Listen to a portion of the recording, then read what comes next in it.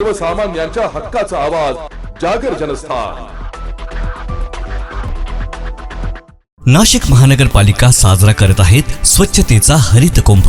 मित्रांनो, आज प्लास्टिकचा वापर हा आपल्या जीवनाचा अविभाज्य भाग झाला आहे, पण यामुळे पर्यावरणाला तर हानी होतेच, शिवाय आपल्या आरोग्यालाही याचा धोका होतो। प्राणी मात्रांचे, जलसाठ्यांचे, पर्यावरण व आरोग्याचे नुकसान होण्यापासून थांबवण्यासाठी प्लास्टिक पिशव्यांना नाही म्हणा, कापडी किंवा कागदी पिशव्यांचा वापर करा। आपल्या छोट्या बदलांमुळे मोठा फरक पडेल, शहरे स्वच्छ व सुंदर होतील। चला, प्लास्टिक मुक्त जीवनशैली स्वीकारूया आणि अस्वच्छतेवर मात करूया।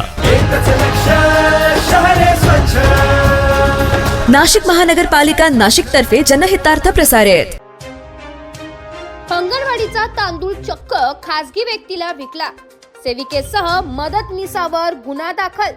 जामनेर तालुक्यातील देऊळगाव गुजरी येथील घटना। जळगाव जिल्ह्यातील जामनेर तालुक्यातील देऊळगाव गुजरी येथील 0 ते 3 वर्ष वयोगटातील अंगणवाडीच्या बालकांना पुरवठा करण्यात येणाऱ्या तांदूळाची परस्पर विक्री करीत असल्याचे ग्रामस्थांच्या लक्षात आलं होतं। त्यामुळे विक्री झालेला तांदूळ खरेदी करणाऱ्या दोघांना ग्रामस्थांनी रंगेहात पकडून फतेपूर पोलिसांच्या ताब्यात दिले। याबाबत प्रभारी बाल विकास प्रकल्प अधिकारी भारती तोतराम भिसे यांनी अंगणवाडी पर्यवेक्षिका ज्योती संतुकराव कदम यांच्यासह फतेपूर पोलीस ठाण्यात फिर्याद दिली। देऊळगाव गुजरी येथील अंगणवाडी सेविका लताबाई रामचंद्र मोरे व मदतनीस ज्योती अनिल माळी या दोघींनी संगनमत करून भर दुपारी अंगणवाडी शालेय पोषण आहाराचा 112 किलो तांदूळ किंमत रुपये 2464 रुपये फतेपूर येथील साईल नबा कुरेशी व जुबेर रहीम कुरेशी या दोघांना विक्री केलाय। ही बाब ग्रामस्थांच्या लक्षात आल्यानंतर त्यांनी फतेपूर पोलीस स्टेशनला कळवले। पोलीस घटनास्थळी दाखल झाले। त्यांनी पंचनामा करून मुद्देमालासह तांदूळ खरेदी करणाऱ्यांना ताब्यात घेतले। त्यांनी मदतनीस व सेविका यांनी तांदूळ विकल्याची कबुली दिली आहे। याबाबत सहाय्यक पोलीस निरीक्षक गणेश फड यांनी गट विकास अधिकारी श्रीकृष्ण इंगळे यांच्याशी संपर्क साधला। प्रभारी बाल विकास प्रकल्प अधिकारी भारती भिसे व पर्यवेक्षिका ज्योती कदम यांनी दिलेल्या फिर्यादीवरून फतेपूर पोलीस ठाण्यात गुन्हा दाखल झाला असून पुढील तपास सहाय्यक पोलीस निरीक्षक गणेश फड यांच्या मार्गदर्शनात हेड कॉन्स्टेबल प्रवीण चौधरी गणी तडवी करीत आहे।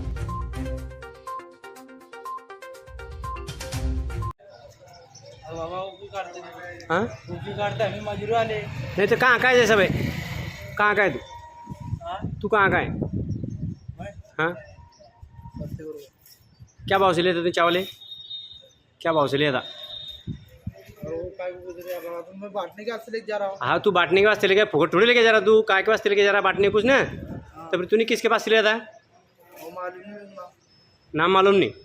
क्या भाव से लिया था? क्या भाव से लिया था? 20 रुपये। किसने दिया फिर तेरे को यहाँ से? मेरे को मालूम ही नहीं ना। फिर तूने कैसे क्या उठाया? मालूम नहीं तेरे को कैसे क्या उठाया? आया था ना, हाँ, फोन आया तो मुझसे चल गया था। कौन से नंबर पर से फोन आया था? वो उनको दे रहे नंबर। कौन, बाई का फ़ोन था क्या आदमी का फ़ोन था? हाँ, किसका फ़ोन था तेरे को? वो नहीं मालूम ना मेरे को किसका था तो। और तेरे को फ़ोन में आवाज़ आएंगे ना किसका फ़ोन है तो? हेलो, आप रखना रबर है मला बता दे बोले। ओ भाई को मालूम मेरे को। कौन से भाई को?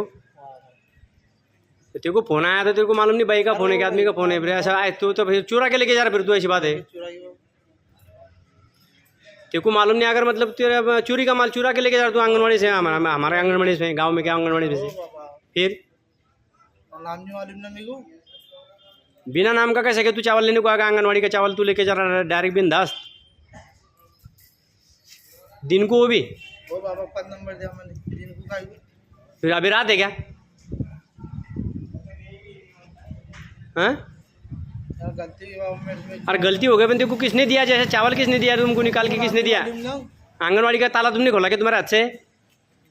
फिर तुमको 20 रुपये किलो से चावल दिया किसने? हाँ, मेरे को नाम नहीं मालूम ना बाबा। तो भाई थी क्या आदमी था? तुमको निकाल के देने वाला कौन था? आदमी था क्या भाई थी?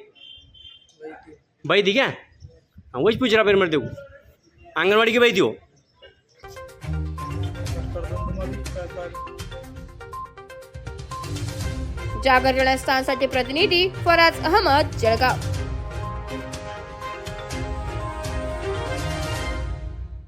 नाशिक महानगरपालिकेच्या सार्वजनिक आरोग्य विभागाच्या वतीने जाहीर आवाहन. गुइलेन बॅरे सिंड्रोम अर्थात GBS ला घाबरू नका, पण दक्षता घ्या. पाणी उकळून प्या. स्वच्छ आणि ताजे अन्न सेवन करा. शिजलेले व न शिजलेले अन्न एकत्रित ठेवू नका. लक्षात ठेवा, अचानक पायात किंवा हातात कमजोरी किंवा लकवा, चालताना त्रास किंवा अशक्तपणा, बऱ्याच दिवसांपासून डायरिया अशी लक्षणे आढळल्यास त्वरित डॉक्टरांचा सल्ला घ्यावा व तात्काळ उपचार सुरू करावा. सार्वजनिक आरोग्य विभाग, मनपा नाशिक द्वारे जनहितार्थ प्रसारित.